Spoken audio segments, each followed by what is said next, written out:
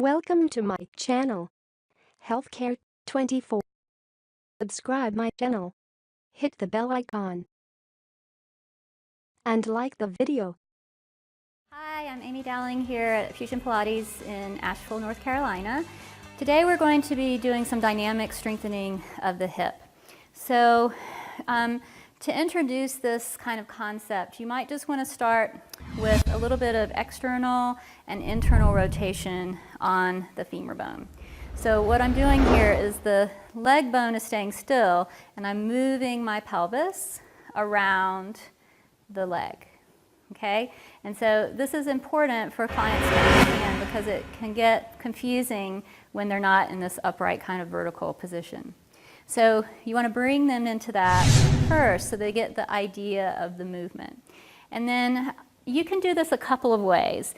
If you really want to work the fascia, you can bring the hands to either corner of the box and you're going to press the box out.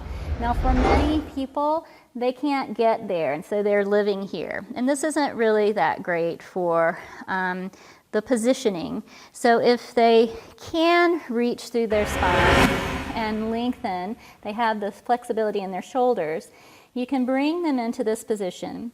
They're going to reach into their right foot or a foot and then float the opposite leg up. So here I have a lot of reach through my arms and I have a lot of reach through my legs. And from this place, I'm going to start to stack my hips one on top of the other and then bring them back to that neutral alignment. So what I'm doing is I'm moving the pelvis around the axis of the head of the femur. And I'm having to stabilize a lot through my whole body to balance as well as to dynamically strengthen my right hip, which is the standing leg hip. So you can do just this. If you want to add on to the choreography, you can stack the hips and then start to lower and lift the floating leg. So here I'm getting a little bit more work in both legs. Start to feel strengthening in the top hip. I'm having to really stabilize in the bottom hip. And then if you want to add a little bit more of a fascial stretch, you can lengthen that top leg back. So I'm really pressing through my front arm here and reaching the leg across. And then you can bend the knee and straighten. And as you bend, you don't want the knee coming forward, right?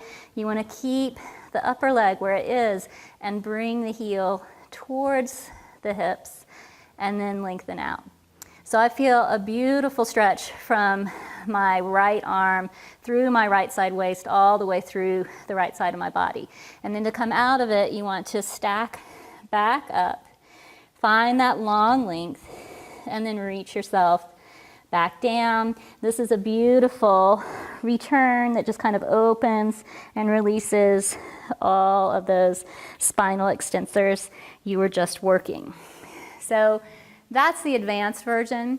If you don't have clients who are ready for this, you can simply have them place their forearms here. And they can pretty much do everything. They may not get quite as much movement in the pelvis, but it's a much better and more supported place for their upper back. Thanks for watching.